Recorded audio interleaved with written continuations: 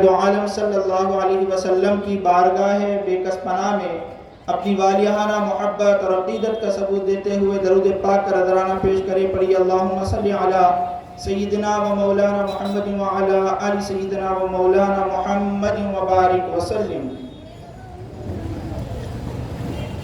حاضران محترم، یہ آج کی ہماری محفل بڑی ہی بابرکت متبرک محفل ہے، کیونکہ ہم اور آپ جن کا ذکر کرنے کے لیے یہاں جمع ہیں، ان کا ذکر اللہ تبارک و تعالی نے سب سے پہلے فرمایا. جب نہ کوئی شے نہیں تھی، نہ زمین تھا، نہ آسمان تھی، نہ عرش تھا، نہ فرش تھا، نہ لوح تھا، نہ قلم تھا، نہ کرسی تھی، کوئی چیز موجود نہیں تھی. اس وقت صرف تھا تو رب العالمین تھا. اللہ تعالیٰ نے فرمایا کنتو کنزن مخفیًا، میں ایک چھپا ہوا خزانہ تھا، میں ایک چھپا ہوا خزانہ تھا. میں نے چاہا کہ اپنے آپ کو ظاہر کروں تو میں نے نور محمدی پیدا فرما دیا. اس نور کی برکت سے اللہ نے زمین و آسمان کو پیدا فرمایا، لوح و قلم کو پیدا فرمایا، جنت و دوزخ کو پیدا فرمایا، جن و انسان کو پیدا فرمایا، شجر حجر کو پیدا فرمایا. کائنات کی ساری چیزوں کو جس نور سے اللہ نے پیدا فرمایا، ہم اور آپ آج اس نور محمدی کا ذکر کرنے جمع ہیں. اور یہ ذکر ایسا ذکر ہے کہ جو ذکر کرتا ہے اللہ دنیا میں بھی انعامات فرماتا ہے اور آخرت میں بھی اللہ تبارک و تعالی درجات کو بلندی فرماتا ہے.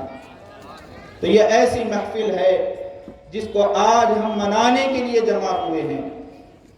میں نے خطبہ مسنونہ کے ساتھ ہی جو آیت مبارکہ تلاوت کی ہے اس پر روشنی ڈالنے سے قبل چند میلاد مصطفیٰ صلی اللہ علیہ وسلم کے فضائل آپ حضرات کے سامنے رکھ کے آگے بڑھنا چاہتا ہوں کہ میلاد ہے کیا، میلاد کیوں منائی جاتی ہے.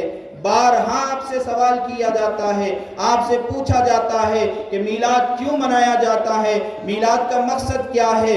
تو آپ صرف اتنا کہہ دیں کہ اللہ تبارک و تعالی نے آقائے دو عالم صلی اللہ علیہ وسلم کے صدقے میں ہم کو کائنات عطا فرمائی ہے، ہم اس شکرانے پہ میلاد مناتے ہیں. وہ کیسے کہ قرآن میں اللہ فرماتا ہے لَقَدْ مَنَّ اللَّهُ عَلَى الْمُؤْمِنِينَ إِذْ بَعَثَ فِيهِمْ رَسُولًا، کہ مسلمانوں پر میرا احسان ہوا کہ میں نے اپنا رسول ان میں بھیج دیا.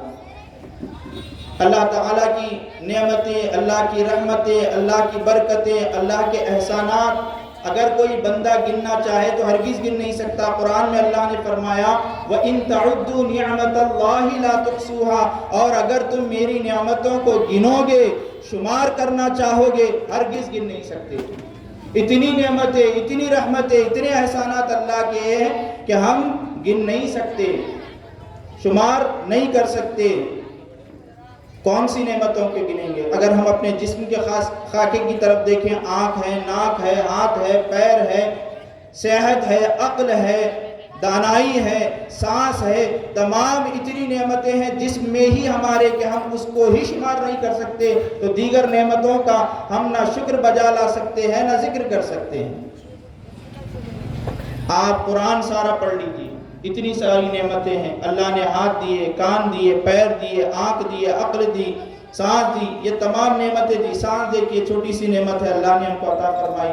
اگر یہ سانس اگر ہم اندر لے لیں اور اگر باہر نہ نکلے تو ہماری موت ہے، اور اگر باہر نکل جائے اندر نہ لے سکے تو ہماری موت ہے. گویا ایک ایک سانس بھی اللہ کی نعمت ہے. لیکن اللہ تبارک و تعالیٰ نے اتنی ساری نعمتیں عطا فرمانے کے بعد آپ قرآن سارا پڑھ لیجئے، پہلے پارے سے لے کر تیسویں پارے تک پڑھ لیجئے. کہیں کسی مقام پر اللہ نے اپنے کسی نعمت کو، اپنی کسی رحمت کو، اپنے کسی احسان کو لفظ احسان کے ساتھ بیان نہیں فرمایا. اللہ نے یہ نہیں فرمایا کہ میں نے تمہیں آنکھ دی ہے احسان فرمایا ہے، میں نے تمہیں کان دیے احسان فرمایا ہے، میں نے تمہیں ہاتھ دیے احسان فرمایا ہے، میں نے تمہیں عقل دی ہے احسان فرمایا ہے، میں نے تمہیں سانس دی ہے احسان فرمایا ہے، میں نے تمہیں والدین دی ہے احسان فرمایا ہے، میں نے دنیا کی نعمتیں تم کو دی ہے، احسان فرمایا۔ کہیں کسی مقام پر رب العالمین نے کسی نعمت کو لفظ احسان کے ساتھ بیان نہیں فرمایا، صرف اس کی ایک ایسی نعمت ہے، ایسا عطیہ ہے، ایسی رحمت ہے کہ اللہ فرما رہا ہے کہ اے مسلمانوں، میرا تم پر احسان ہوا کہ میں نے اپنا محبوب تم میں بھیج دیا، میں نے اپنا محبوب تم میں بھیج دیا ہے۔ تو یہ ایسی نعمت ہے کہ اللہ تبارک و تعالی تمام نعمتوں سے زیادہ جس پر احسان جتلاتا ہے وہ نعمت آقائے دو عالم صلی اللہ علیہ وسلم کی آمد مبارکہ ہے۔ تو ہم اس نعمت کا شکر کیوں نہ بجا لائیں؟ خود اللہ قرآن میں فرما رہا ہے وَأَمَّا بِنِعْمَةِ رَبِّكَ فَحَدِّثْ، کہ میری نعمتوں کا خوب چرچا کرو۔ یہ لائٹیں لگانا، یہ شامیانے، یہ کرسیاں، یہ اہتمام، یہ اسٹیج، یہ تمام روکنے کس کے لیے ہے؟ ہم اس آقائے دو عالم صلی اللہ علیہ وسلم کی نعمت پر خوشیاں منا رہے ہیں اور اللہ کا شکر بجا لا رہے ہیں جس نعمت کو اللہ نے ہمیں عطا فرمایا ہے۔ تو حاضران محترم، یہ میلاد مصطفیٰ صلی اللہ علیہ وسلم ہے۔ آقائے دو عالم صلی اللہ علیہ وسلم کی میلاد منانا، حضور کا ذکر کرنا، حضور کی رفعت و بلندی کو بیان کرنا، یہ ہمارے لیے اللہ تبارک و تعالیٰ نے ایک بہت بڑی نعمت عطا فرمائی ہے۔ یہ ہر کسی کو نہیں مل سکتی، اللہ جسے عطا فرماتا ہے اسی کو مل جاتی ہے۔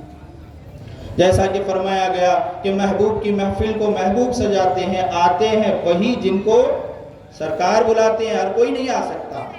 اللہ تبارک و تعالیٰ جس کو پسند فرماتا ہے، آقائے دو عالم صلی اللہ علیہ وسلم جن کو محبوب رکھتے ہیں، انہی کو ایسی محفلوں میں بھیج دیتے ہیں۔ تو حاضران محترم، ہم اور آپ بڑے ہی مبارکباد ہیں کہ آج ہم اس متبرک و مبارک محفل میں شریک ہیں۔ اب میں اپنے موضوع کی طرف آتا ہوں کہ قرآن کی آیت مبارکہ میں نے تلاوت کی ہے کہ اللہ تبارک و تعالیٰ رسولوں میں بعضوں کو بعضوں پر فضیلتیں عطا فرماتا ہے۔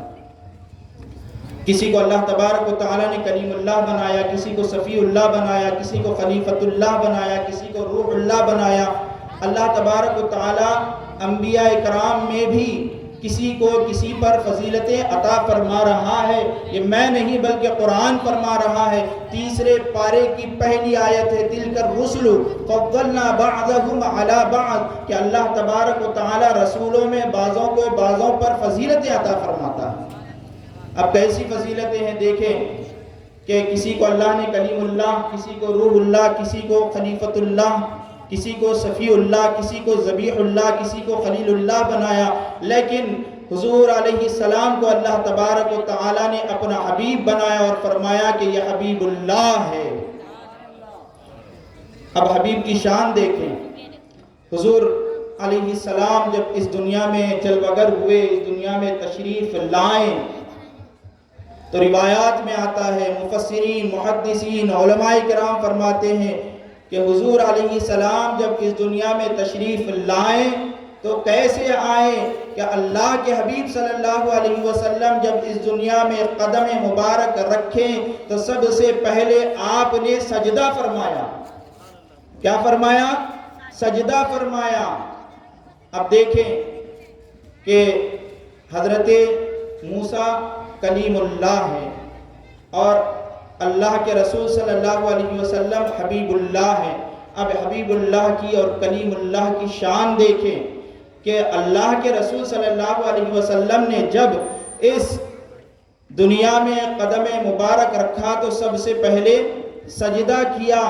تو زمین پر جب اللہ کے رسول کا قدم مبارک پڑا، ذرا توجہ دیں کہ حبیب اللہ کی شان کیا ہے کہ اللہ کے رسول جب زمین پر قدم رکھے تو اللہ نے زمین کو کیا اعزاز عطا فرمایا کہ دیگر انبیاء کرام میں جو عبادتوں کے طور طریقے تھے بالکل الگ تھے۔ حضرت آدم سے لے کر حضرت عیسیٰ علیہ السلام تک جو نمازیں تھیں الگ الگ طریقے کی نماز تھی، تعداد الگ تھے، طور طریقے الگ تھے، لیکن حضور اکرم صلی اللہ علیہ وسلم کی جو نماز کا طریقہ ہے وہ سب سے افضل و اکمل طریقہ ہے۔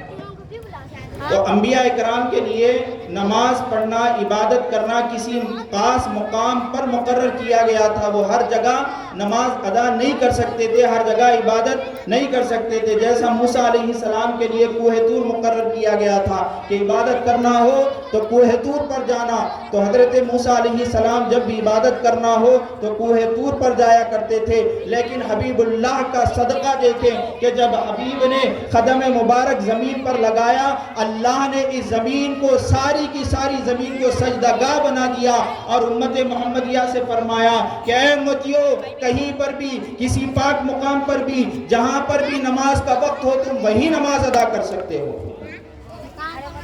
یہ اعزاز اللہ کے حبیب کے قدم مبارک زمین پر مس ہوئے تو اللہ نے زمین کو پاک بنا دیا کہ جہاں چاہے سجدہ کرو. ایک اور اعزاز اللہ نے عطا فرمایا، نہ صرف زمین کو اللہ نے پاک کیا ہے بلکہ پاک کرنے والی بھی بنا دیا. کیسے؟ ذرا غور فرمائیں کہ دیگر امتوں میں تیمم نہیں تھا. اگر کہیں کسی مقام پر پانی نہ ہو تو تیمم کا حکم ہے کہ مٹی پر ہاتھ مار کر چہرے پر، ہاتھوں پر ملنے سے پاکی حاصل ہو جاتی ہے، نماز ادا کر سکتے ہیں.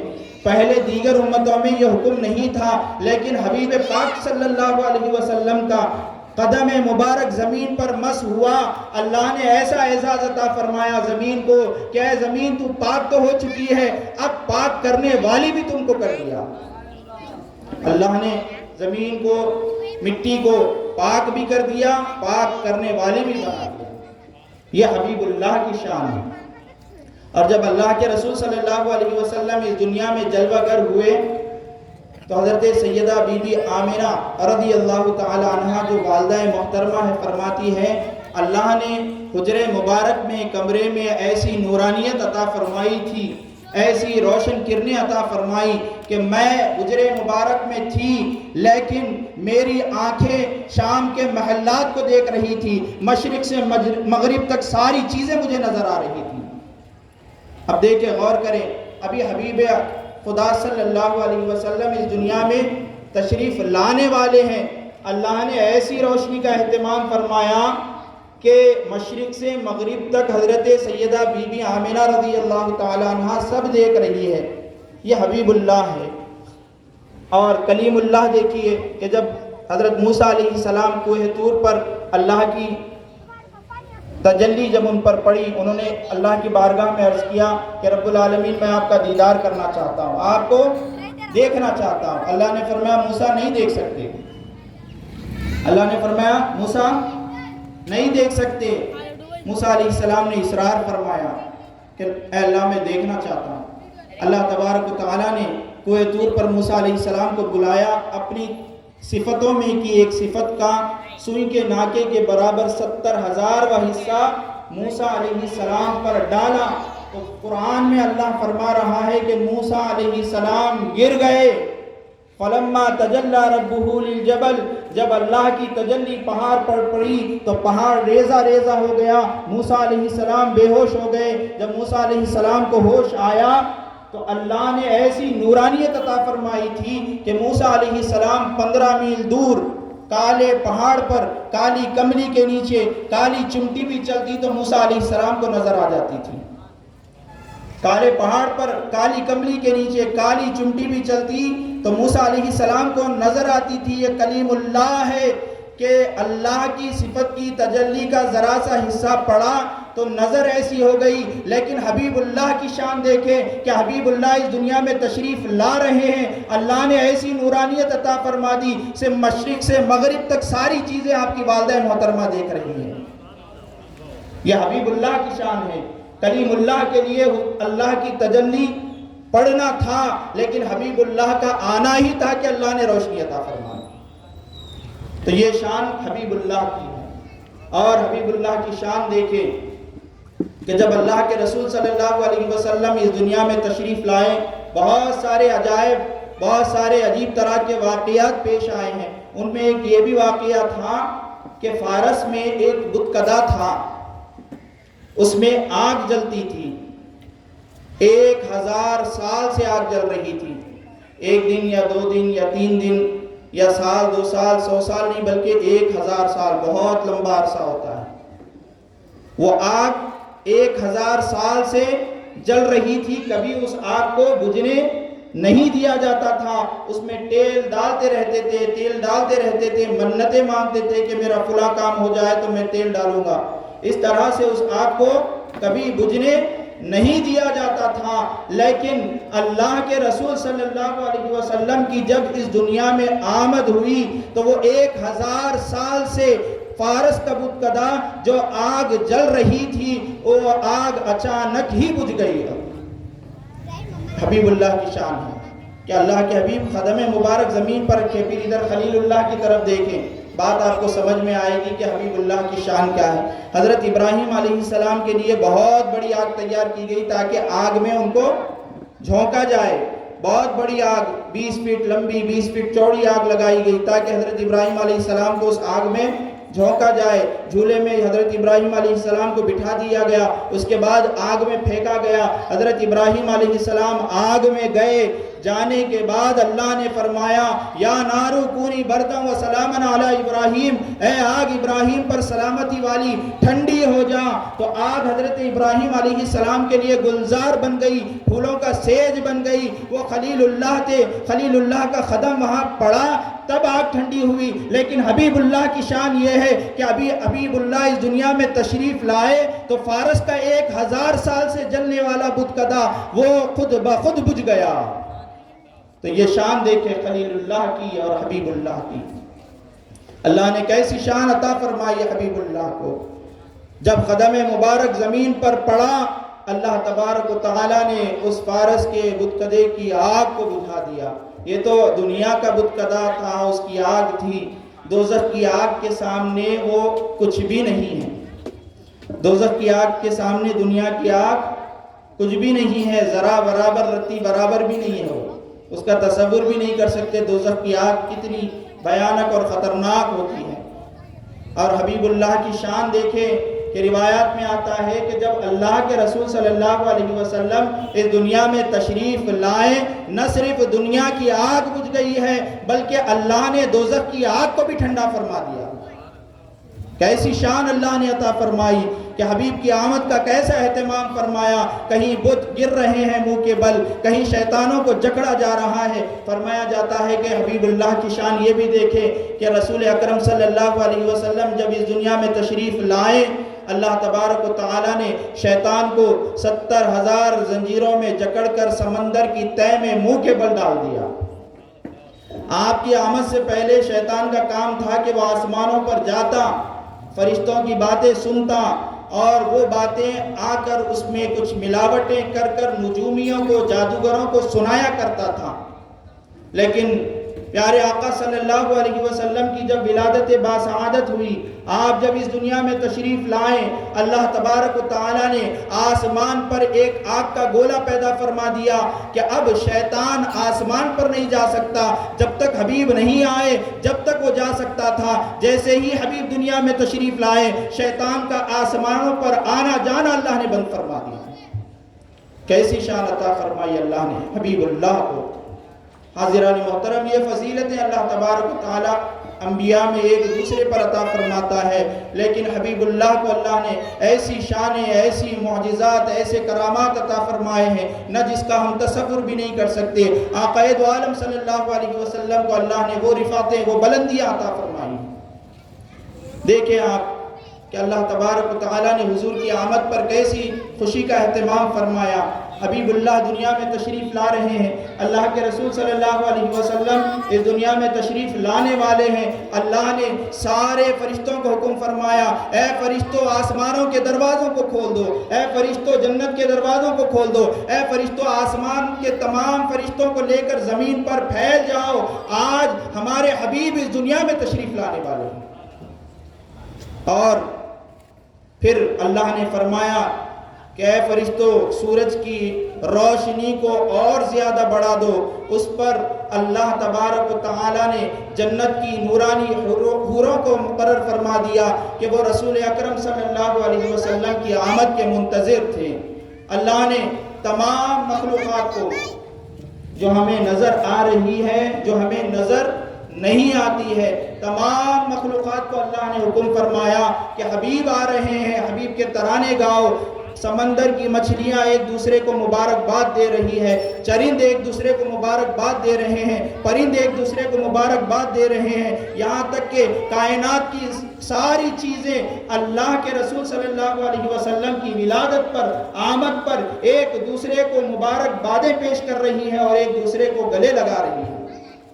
یہ اہتمام اللہ کے حبیب صلی اللہ علیہ وسلم کی آمد کا اللہ تبارک و تعالیٰ نے فرمایا، وہ آسمانوں میں اہتمام فرما رہا تھا، آج ہم 1400 سال بعد زمین پر حضور کی میلاد کا اہتمام فرما رہے ہیں۔ اللہ نے یہ اعزاز ہمیں عطا فرمایا، ہم بڑے خوش نصیب ہیں۔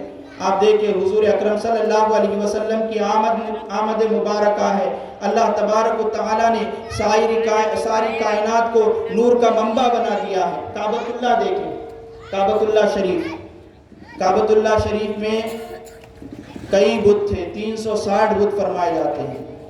اللہ کے رسول صلی اللہ علیہ وسلم تشریف لائے تو سارے کے سارے بت منہ کے بل گر پڑے۔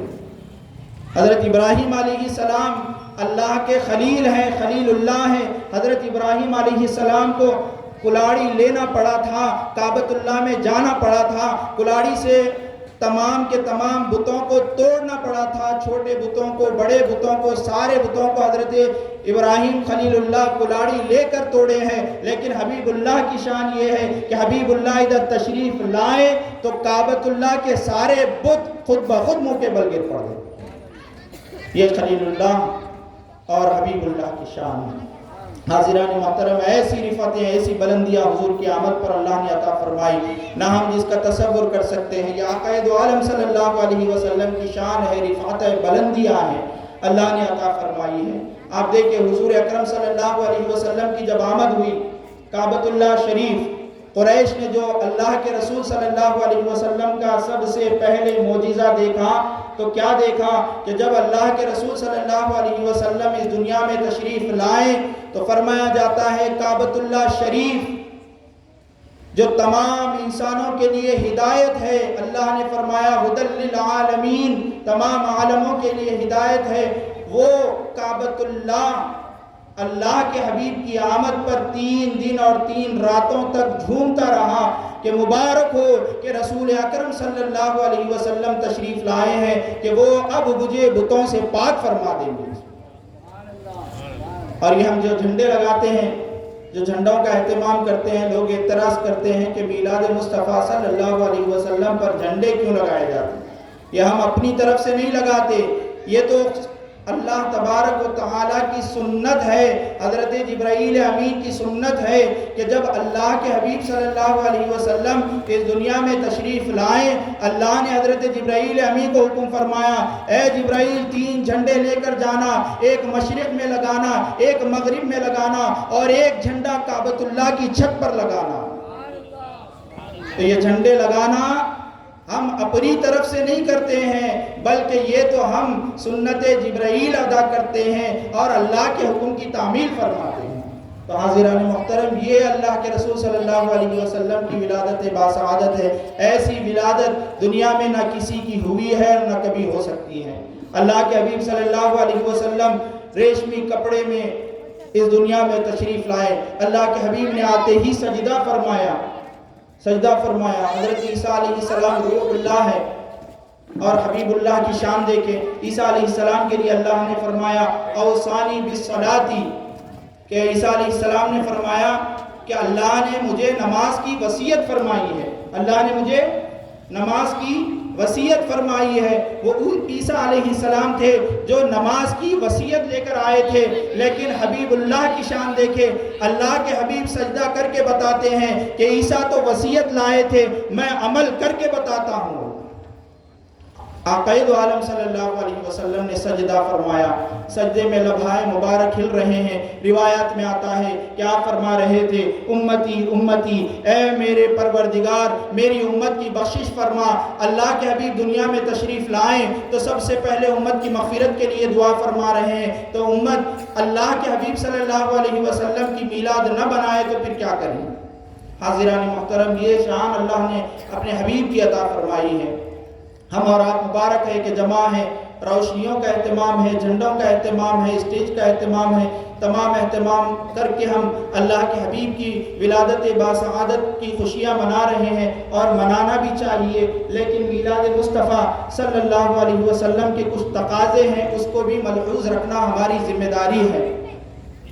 اللہ کے رسول صلی اللہ علیہ وسلم تمام عالموں کے لیے رحمت ہے، تمام عالموں کے لیے رحمت ہے۔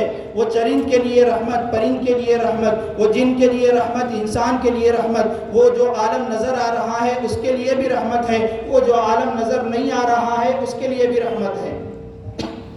تو اللہ کے رسول صلی اللہ علیہ وسلم جب تمام عالموں کے لیے رحمت ہے تو امت کا بھی یہ فریضہ ہونا چاہیے، یہ کام ہونا چاہیے، یہ طریقہ ہونا چاہیے کہ امت بھی سارے عالموں کے لیے رحمت بنے، کسی کے لیے زحمت نہ بنے۔ آج اس محفل میلاد سے میں ذمہ داری کے ساتھ بڑی ہی درد مندانہ اپیل تمام نوجوانوں سے کرتا ہوں، تمام عاشقان مصطفیٰ صلی اللہ علیہ وسلم سے کرتا ہوں کہ ہم کو جب رحمت للعالمین عطا فرمائے گئے ہیں کہ ہم رحمت للعالمین کی امت ہے، ہمارا کردار بھی رحمت والا ہو جائے، ہمارے اخلاق بھی رحمت والے ہو جائیں، ہماری عادتیں بھی رحمت والی ہو جائیں، ہم بھی والدین کے فرما بردار ہو جائیں، والدین کے خدمت گزار بن جائیں، کسی کے لیے زحمت نہیں بلکہ ہر ایک کے لیے رحمت بن جائیں۔ یہ ہمارا پیغام ہونا چاہیے۔ آج ہم دیکھ رہے ہیں نوجوانوں میں ایک بہت بری لت جو ہے بہت زیادہ پھیلی ہوئی ہے کہ گٹکا کھانا۔ کیا اللہ کے حبیب صلی اللہ علیہ وسلم اس عادت سے خوش ہوں گے؟ ہرگز نہیں ہوں گے۔ ہم اتنی محبت کے ساتھ، عقیدت کے ساتھ جب عشق رسول میں ڈوب کر میلاد کا اہتمام کرتے ہیں تو ہمیں چاہیے کہ ہم کو ایسی چیزیں اپنانا چاہیے جس سے اللہ کے رسول خوش ہو جائیں۔ یہ بہت بری بیماری ہے جس کی وجہ سے باپ بیٹوں سے بچڑ رہا ہے، ماں بیٹوں سے بچڑ رہی ہے، بچے باپ سے بچڑ رہے ہیں۔ اس سے ایک مہلک بیماری جس کو کینسر کہتے ہیں، اس بیماری میں لوگ مبتلا ہو جاتے ہیں۔ میں آج اس میلاد کی محفل سے آپ تمام کو یہ پیغام دینا چاہتا ہوں، گزارش کرنا چاہتا ہوں، نوجوانوں سے یہ اپیل کرنا چاہتا ہوں کہ نوجوانوں اس بری عادت کو چھوڑ دو، گٹکے کی عادت کو ختم کر دو، یہ تمہیں دوزخ کے گڑھوں میں لے کر جائے گی۔ چھوٹے چھوٹے معصوم بچوں کو دیکھنے میں آ رہا ہے کہ وہ سگریٹ نوشی میں پڑ رہے ہیں۔ والدین سے گزارش ہے کہ اپنے بچوں کی اصلاح کرے، ان کو دینی تعلیم کی طرف رغبت دے، دینی تعلیم کی طرف ان کا رجحان بڑھائے تاکہ وہ ان برائیوں سے دور ہو کر اللہ اور اس کے رسول کی رضا میں آ جائے، ان کا کردار ایسا بن جائے کہ رسول اکرم صلی اللہ علیہ وسلم ان سے خوش ہو جائے، ان کا کردار ایسا بن جائے کہ اللہ ان سے راضی ہو جائے۔ تو ہم کو چاہیے کہ ہمیں ان باتوں پر توجہ دیں کہ ہم ایسی بری عادتوں اور ایسے برے کاموں سے دور رہیں۔ اور ایک ہمارے معاشرے میں جو برائی بہت زیادہ پھیل رہی ہے وہ قتل اور غارت گری ہے، قتل کرنا۔ اللہ کے رسول صلی اللہ علیہ وسلم کا ارشاد بابرکت ہے کہ جو ایک مسلمان دوسرے مسلمان پر ہاتھ اٹھائے تو وہ ہم میں سے نہیں فرمایا۔ ایک مسلمان دوسرے مسلمان پر صرف ہاتھ اٹھاتا ہے، قتل نہیں کیا، صرف ہاتھ اٹھایا، تو اللہ کے رسول فرماتے ہیں کہ اس کا اسلام میں کوئی حصہ نہیں، وہ اسلام سے خارج ہو گیا۔ اللہ اکبر۔ آج ہم دیکھ رہے ہیں کہ ایک مسلمان دوسرے مسلمان کا دشمن ہے، ایک بھائی دوسرے بھائی کا دشمن ہے، ایک پڑوسی دوسرے پڑوسی کا دشمن ہے۔ آج ہم کو سب سے زیادہ ضرورت ہے اتحاد کی ضرورت ہے۔ مسلمان وہ ہوتا ہے جس کے ہاتھ سے، جس کے زبان سے دوسرے مسلمان کی حفاظت ہو۔ کیا آج وہ ہو رہا ہے؟